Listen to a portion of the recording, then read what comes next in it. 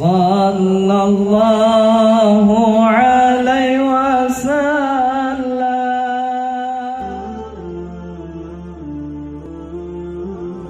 Sahabat channel Nasuh Arifin Official, alhamdulillah kita masih diberi kesehatan oleh Allah Subhanahu wa taala.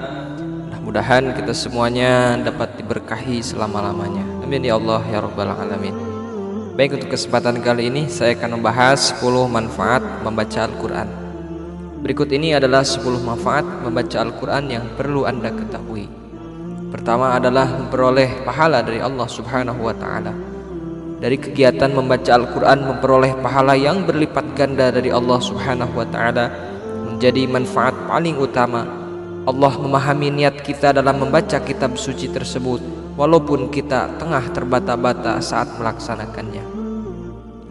Rasulullah SAW pernah bersabda mengenai pahala yang diperoleh dari kegiatan membaca Al-Quran, yakni Allah Subhanahu wa taala berfirman yang artinya, barang siapa yang menyibukkan diri untuk membaca Al-Quran sehingga lupa untuk berdoa dan memohon kepadaku, aku akan memberinya pahala yang lebih utama daripada pahala orang-orang yang bersyukur. Hadis riwayat At-Tirmidzi.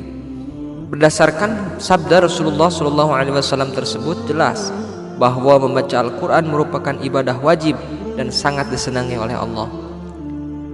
Sahabat yang beriman, yang kedua ialah diselamatkan saat hari penghisaban. Derajat orang yang selalu menyibukkan diri untuk membaca Al-Quran akan dinaikkan, apalagi saat hari penghisaban di hari kiamat kelak. Yang ketiga ialah menjadi keluarga dan kepercayaan Allah. Berdasarkan sabda Rasulullah SAW, ahli Al-Quran adalah keluarga dan kepercayaan Allah. Yang selanjutnya ialah menjadi obat terbaik saat sakit. Membaca Al-Quran membuat perasaan hati dan pikiran kita menjadi tentram. Mengapa? Karena dalam kitab suci Al-Quran ayat-ayatnya mengandung kenikmatan dan keindahan yang dapat dirasakan oleh ahli Al-Quran. Yang selanjutnya ialah rumah diberkahi oleh Allah. Rumah yang kita tinggali, apalagi sering kita bacakan ayat suci Al-Quran, tentu akan diberkahi oleh Allah. Apabila anggota keluarga yang berada di rumah selalu membuka dan membaca Al-Quran, maka rumah tersebut seolah bercahaya terang. Yang keenam ialah dijauhkan dari setan. Setan atau jin merupakan makhluk Allah yang senantiasa akan mengganggu keimanan kita. Namun hal tersebut dapat kita cegah dengan membaca Al-Quran. Yang selanjutnya ialah senantiasa mendapatkan perlindungan dari Allah Subhanahu wa taala. Manfaat dari membaca Al-Quran selanjutnya adalah kita sebagai makhluk Allah selalu memperoleh perlindungan dari Allah Subhanahu wa taala. Yang kedelapan ialah membuat hati menjadi tenang.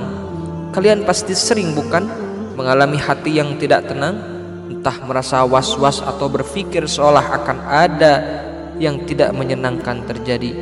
Nah, supaya perasaan tersebut hilang, ada baiknya kita membaca kitab suci Al-Quran. Yang kesembilan ialah berisi ilmu pengetahuan. Ilmu pengetahuan yang berkembang pada zaman dahulu dan zaman sekarang semuanya telah dituliskan oleh Allah melalui kitab suci Al-Quran. Yang terakhir ialah dikabulkan doa kita. Doa-doa yang sering kita minta kepada Allah Subhanahu wa taala pasti ada yang dikabulkan dan ada yang tidak. Mengapa? Karena memang tidak semua yang kita minta kepadanya akan diberikan.